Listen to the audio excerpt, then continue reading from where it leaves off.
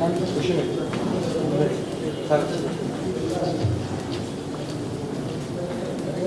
కవిత వినిపించిపోయే ముందు చిన్న important information కవి సంగమం మిత్రులకి.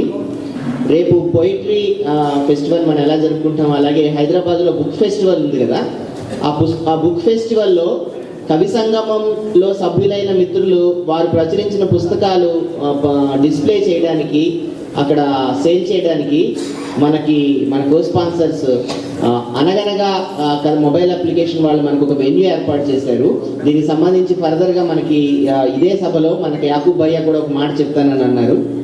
Now my poem what I recite now is dedicated to అనగనగా. కవితా శీర్షిక నాన్నొచ్చే దారి.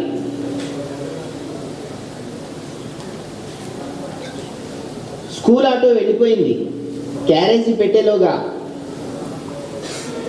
అర్ధాంగి మాట నూతి లాంటి వంటిల్లు దాటి ఆ మనిషిని తడిపేసింది. స్కూల్ ఆటో వెళ్ళిపోయింది క్యారేజీ పెట్టేలోగా. అర్ధాంగి మాట నూతి లాంటి వంటిల్లు దాటి ఆ మనిషిని తడిపేసింది.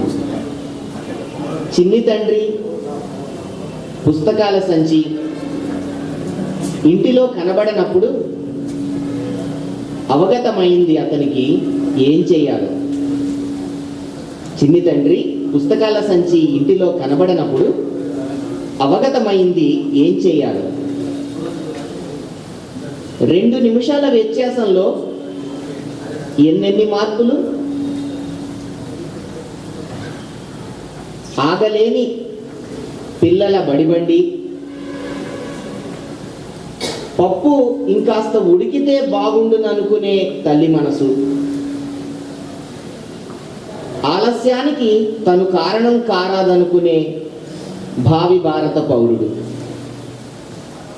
ఆగలేని పిల్లల బడిబండి, పప్పు ఇంకాస్త ఉడికితే బాగుండుననుకునే తల్లి మనసు, ఆలస్యానికి తను కారణం కారాదనుకునే భావి భారత పౌరుడు. ఎదురీతకు సిద్ధం చేశాయి మన కాలం నాన్నని. కాలాన్ని కాదనలేని యుద్ధం కదా ఈ జీవనం. శాంతి కపోతాలు ఆ పాఠాల తోటకి గుంపులు గుంపులుగా చేరుతున్న వేళ. శాంతి కపోతాలు ఆ పాఠాల తోటకి గుంపులు గుంపులుగా చేరుతున్న వేళ. పరబ్రహ్మ స్వరూపాన్ని ప్రసాదంలా ఎత్తుకుని అంతర్వాహిని లోకంలోనికి అడుగుపెట్టాడు ఆ తండ్రి.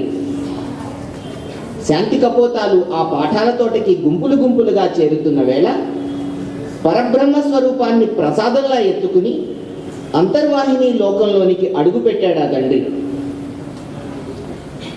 ఎవ్వరూ లేని ఆ తరగతి గదిలో ఒక్కడే అనేకమైనట్టు.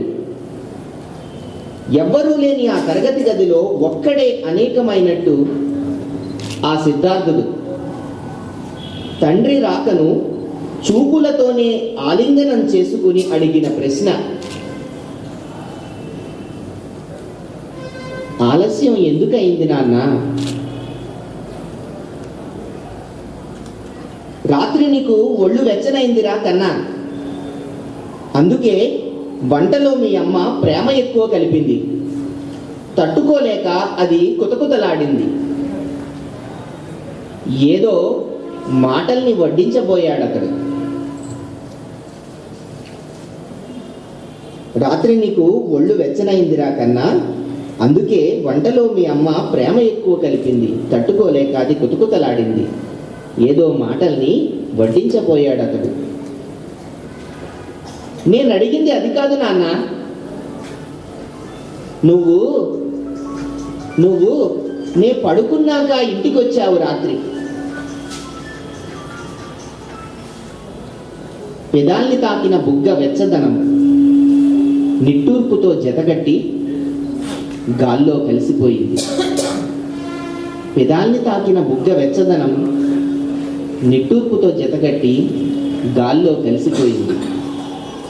కాలాన్ని ఎక్కి ముందుకు సాగే వీరుడు, కాలాన్ని ఎక్కి ముందుకు సాగే వీరుడు యుద్ధం ఎంతకాలం సాగేనో తెలియక సతమతమవుతున్నాడు. కాలాన్ని ఎక్కి ముందుకు సాగే వీరుడు యుద్ధం ఎంతకాలం సాగేనో తెలియక సతమతమవుతున్నాడు. పసి మనసు మాత్రం నిత్యం నాన్నొచ్చే దారిలో దీపాలు వెలిగించి ఎదురు చూస్తూనే ఉంది. Thank you.